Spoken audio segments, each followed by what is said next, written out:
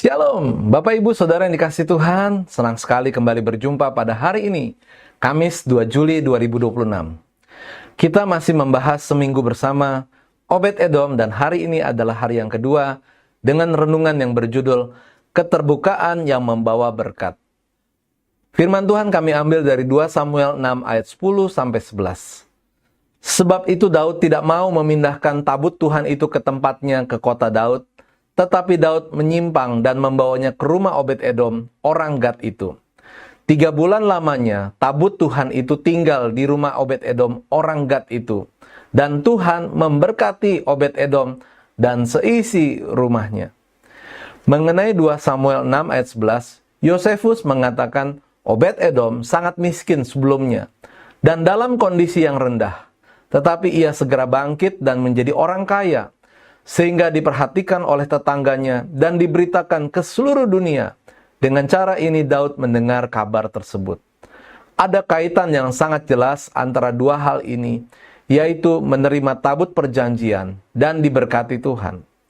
Artinya bahwa keterbukaan Obed-Edom telah membawa berkat yang besar baginya. Berkaitan dengan keterbukaan Obed-Edom untuk menerima tabut perjanjian, kita bisa melihat dua hal penting berikut. Pertama, tidak memaksakan diri untuk mengambil, tetapi menerima dengan sukarela kesempatan.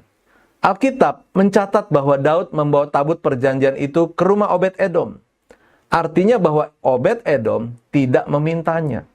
Obed-Edom hanya menerima tabut perjanjian. Mari kita bandingkan dengan orang Filistin. 1 Samuel 4 ayat 11 berkata, "Lagi pula tabut Allah dirampas."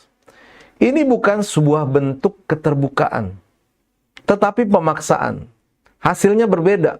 Tuhan memberkati Obed-Edom yang menerima dengan sukarela, tetapi menghukum orang Filistin yang merampas. Kedua, disertai dengan rasa hormat kepada Tuhan. Tabut perjanjian adalah lambang kehadiran Tuhan di tengah-tengah umatnya. Obed-Edom menghormati Tuhan dengan cara menghormati tabut perjanjian itu. Apa arti menghormati Tuhan?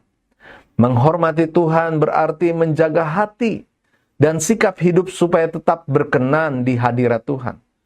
Perhatikan contoh berikut. Kepada Imam Eli, firman Tuhan berkata, "Sebab siapa yang menghormati aku, akan kuhormati.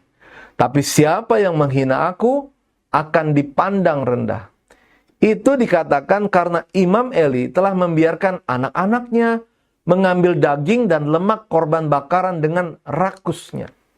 Bahkan dikatakan bahwa Imam Eli telah menggemukkan diri dengan bagian yang terbaik dari setiap korban sajian umat Israel. Artinya, hati dan sikap hidup Imam Eli tidak benar di hadapan Tuhan. Dari sini kita bisa mengetahui bahwa hidup Obed-Edom bertolak belakang dengan Imam Eli. Obed-Edom mempunyai hati dan sikap hidup yang benar di hadapan Tuhan. Sebab yang terjadi adalah Tuhan tidak menghukum dia, sebaliknya memberkatinya secara melimpah.